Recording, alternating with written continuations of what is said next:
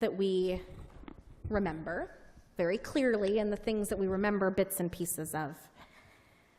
I was trying recently to remember the name of the person who spoke at my college graduation. But it was a while ago, and there was a lot going on, what with all of the emerging adulthood and figuring out what the next phase of life would be.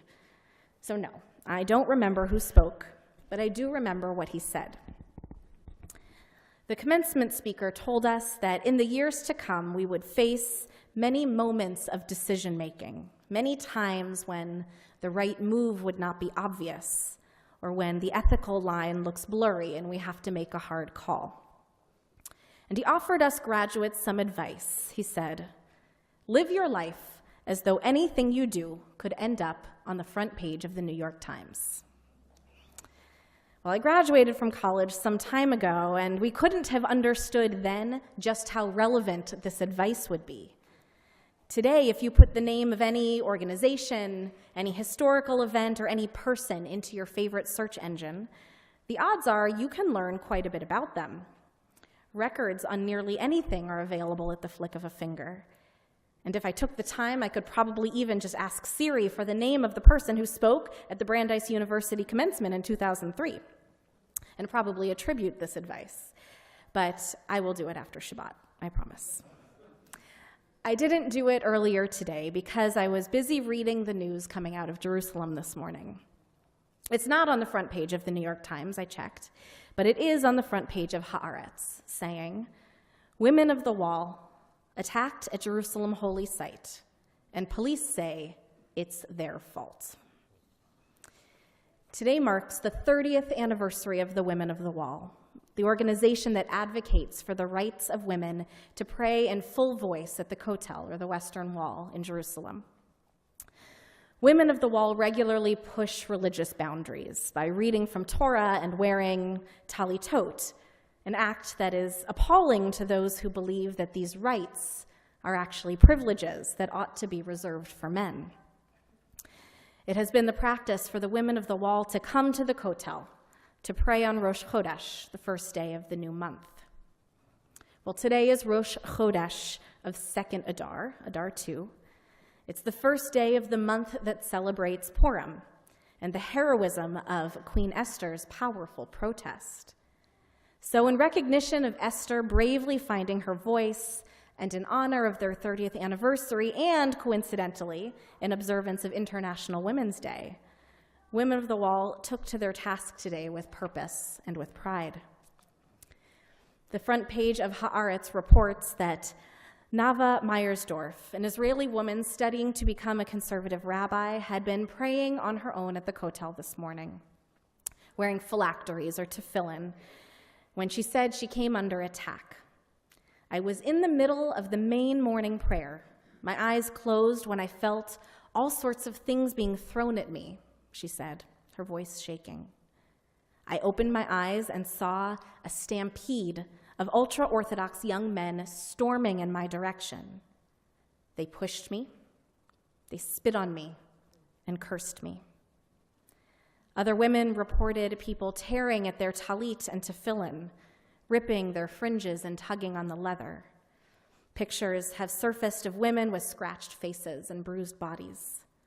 Reports share that 2 elderly women had to be airlifted from the site by paramedics. And the headline reads, "It's their fault."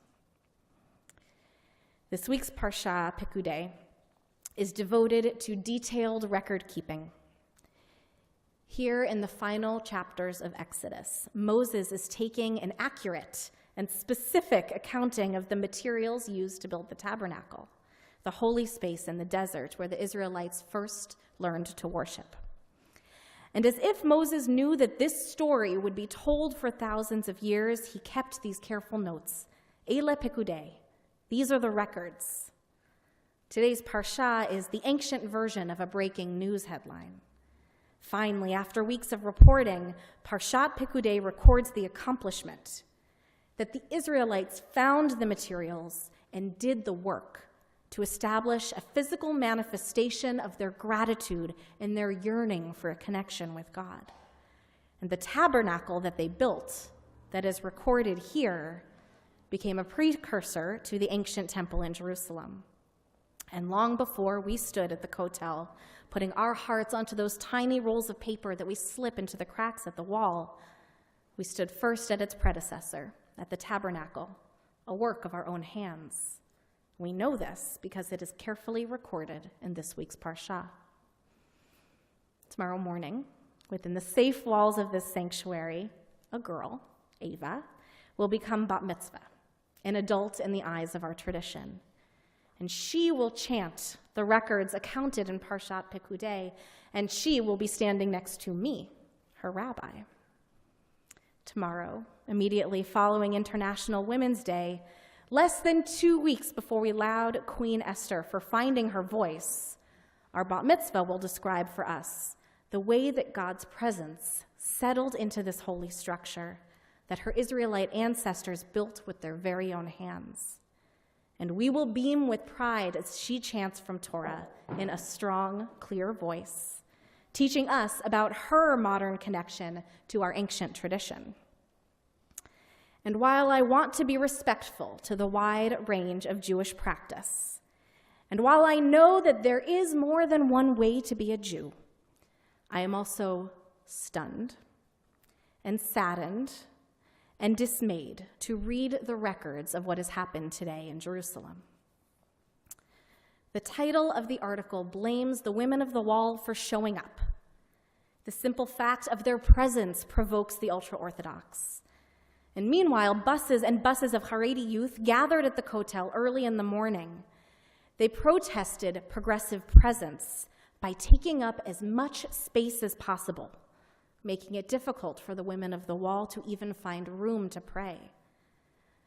Our Parsha describes that the presence of the Eternal filled the tabernacle, finally fulfilling the promise to let them build me a sanctuary that I may dwell among them. Well, I imagine those two groups who tried to fill in and crowd the kotel prayer spaces this morning. The news reports that it wasn't long before the groups got restless, and as the women began to sing, the hatred blazed. And the hands that should have been holding sidorim instead threw punches and stones.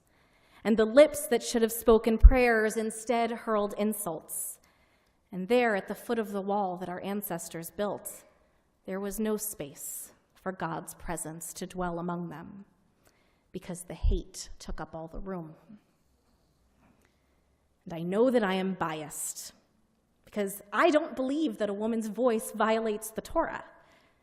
And I know that I am biased because I too want to touch the stones of my ancestors with the fringes of my talit. And I know that I am biased because I feel most connected to my prayers when I sing them out loud. I know that I'm biased. But on Rosh Chodesh Adar, when we remember how Esther saved our people with the strength of her voice, how can we be told to quiet down? I know that I'm biased, but I'm also confident that it is not the protesting voices of women in prayer that desecrates holy space, but rather hateful speech and hurtful action. A friend of mine posted bluntly on Facebook, "When you are physically attacking people for peacefully praying, you are the problem." Full stop.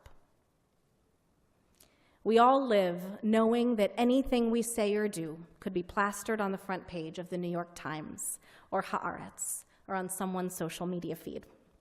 Because Kehilah Pekudei, these are the records of our lives. Our presence and commitment to an egalitarian Jewish practice is not a provocation, but a point of pride. Let that go on the record. Let that be front page news. This Shabbat, Rosh Chodesh Adar, International Women's Day, may the words of Torah flow freely and safely from our daughters' lips and our sons. Together, our voices, all of our voices, may they rise and they mix and they blend, turning this room into a sanctuary, a holy space where God can dwell proudly among us. Shabbat Shalom.